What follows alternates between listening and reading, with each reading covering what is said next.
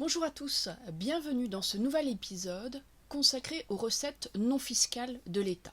Nous venons d'étudier dans l'épisode précédent la part très importante que représentent les impôts parmi les ressources de l'État, de l'ordre et en moyenne de 95%. Bien évidemment, à contrario, on peut en déduire que seuls 5% des recettes de l'État s'avèrent être des recettes non fiscales.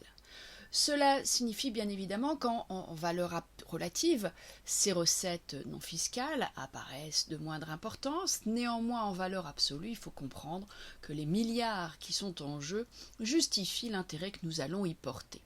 Leur étude ne doit donc toutefois pas être éludée. On peut évoquer, pour illustrer ces recettes non fiscales, les revenus du domaine de l'État, public comme privé, l'exploitation de leur domaine par les personnes morales de droit public peut en effet différemment s'envisager à l'exemple de l'exploitation des forêts par la coupe de bois et la vente de bois par exemple. Également par les redevances perçues sur le domaine public, redevances perçues pour occupation du domaine public, voire du domaine privé de l'État.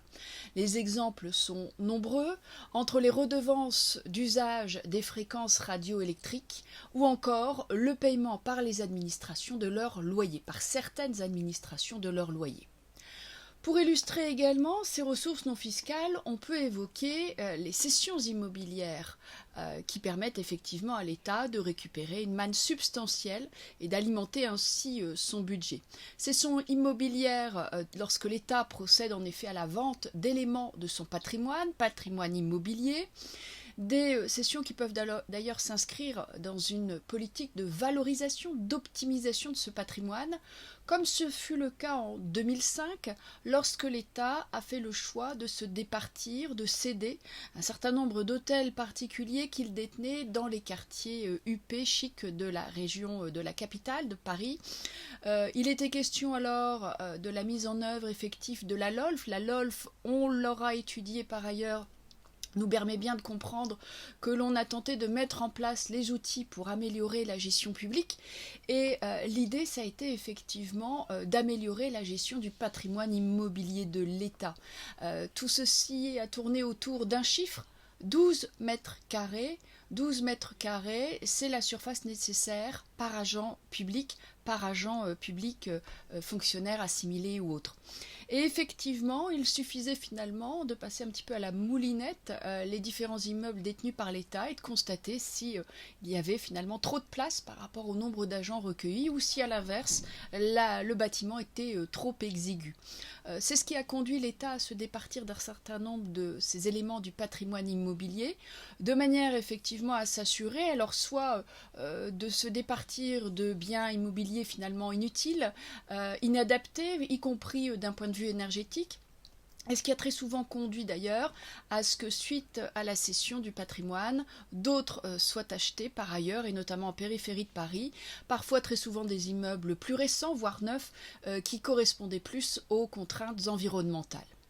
Alors, pour compléter encore le propos et pour avoir une idée assez précise de ce que peuvent recouvrir les recettes non fiscales de l'État, on peut également évoquer les rémunérations pour services rendus. Dans certains cas, l'État rend des services et il peut toucher une rémunération, une redevance en contrepartie.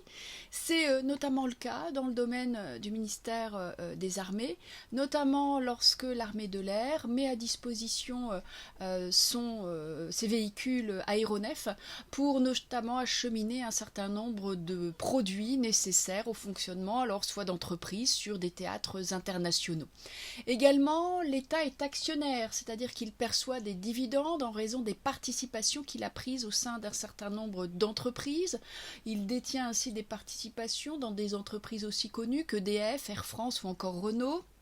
Et bien évidemment, il va également récupérer le produit de cession de certaines de ses participations lorsqu'il décide de se désengager d'un certain nombre de ses investissements. Également, le produit des amendes pour infraction sur le domaine routier, les excès de vitesse. Là également, une manne financière significative qui vient ici alimenter le budget de l'État. Alors autant d'exemples, autant d'illustrations qui permettent de saisir la diversité des ressources non fiscales qui alimentent ici le budget de l'État. Alors le propos ne serait toutefois pas totalement complet si nous n'évoquions pas les fonds de concours. Alors les fonds de concours font l'objet d'un épisode en soi, l'épisode suivant d'ailleurs, mais dès à présent il faut bien comprendre la distinction et le classement qui va s'opérer pour des crédits a priori identiques, certains classés en ressources non fiscales, d'autres classés en fonds de concours. On va déjà se rappeler brièvement, sans attendre la vidéo suivante, ce qu'est un fonds de concours. Je vous renvoie ici au focus numéro 1 qui permettait déjà d'illustrer cette notion de fonds de concours au travers de l'exemple du Fardekmoul. Il est question ici de fonds qui sont versés à l'État. Alors, il y a deux sources essentielles. Soit il est question de participation au financement de travaux réalisés par l'État. On le voit assez régulièrement sur nos routes, lorsque se crée, lorsque se construit, lorsque se rénove une route, une autoroute, un pont, un tunnel. On constate un tableau, un panneau qui est affiché et qui permet de répartir la charge financière que représente cet investissement entre les différents contributeurs que sont l'État, parfois l'Europe, la région, département, commune. Il est bien évident qu'il y a un maître d'œuvre principal, le plus souvent ce sera l'État, et c'est donc vers l'État que les entreprises vont se présenter leurs factures.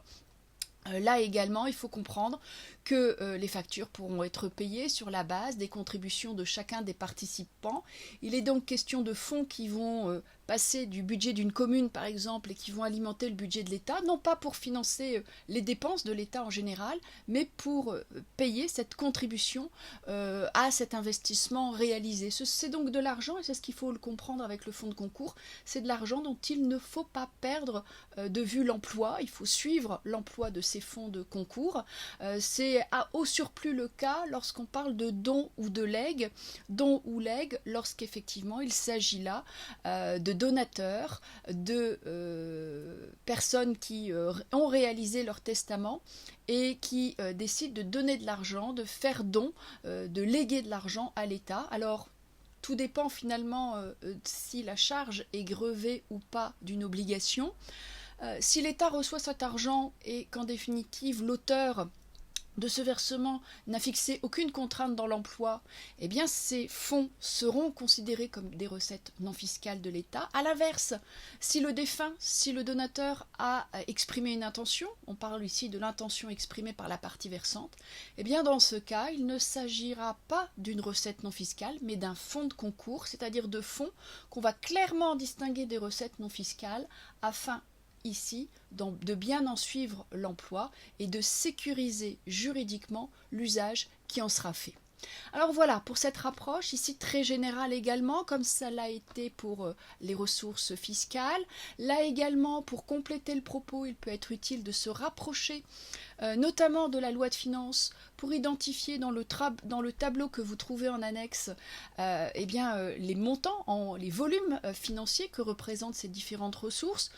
On va se retrouver en valeur relative avec les pourcentages que je vous ai donnés dans le cadre de ce début de vidéo et dans le cadre de la précédente vidéo, mais bien évidemment ici, en valeur absolue, avoir un petit peu une idée de ce que cela peut représenter parmi la totalité des dépenses de l'État.